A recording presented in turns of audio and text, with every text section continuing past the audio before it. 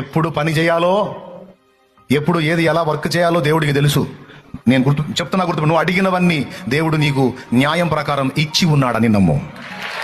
నమ్మటం నీ పని, అది నువ్వు చేయాల్సింది. నువ్వు అడుగు, దేవుని మహిమార్థమై అడుగు, ప్రజల క్షేమార్థమై అడుగు, నీకు అవసరమైనవి కూడా న్యాయమైనవన్నీ అడుగు.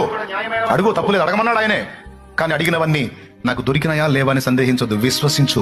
అవన్నీ నాకు అనుగ్రహించబడ్డాయని విశ్వసించు. ఎప్పుడెప్పుడు ఏదేది నీకు అందుబాటులోకి రావాలో మొత్తం వస్తాయి.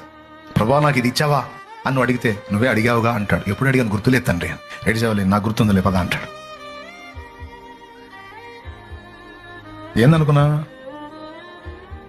మర్చిపోతాడు అనుకున్నా. ఏంది మొత్తం హృదయంలో పెట్టుకుంటాడు యేసయ్య. అడిగి ఒక్కోసారి అడిగి మర్చిపోతాం, మనం అడిగిన సంగతి కూడా మర్చిపోతాం. కానీ నీకు ఆ సమయం వచ్చినప్పుడు నీకు అందుబాటులో తెస్తాడు దాన్ని. ఇదేంటి రావా అడిగావులేపా.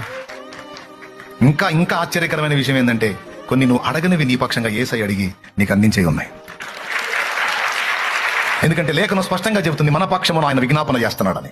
మనం అడగనివి కూడా కొన్ని నా తండ్రి కలుపుతా ఉన్నాడు, నా ప్రభు కలిపి ఆయన అడిగి మన కార్యం చేస్తా ఉన్నాడు.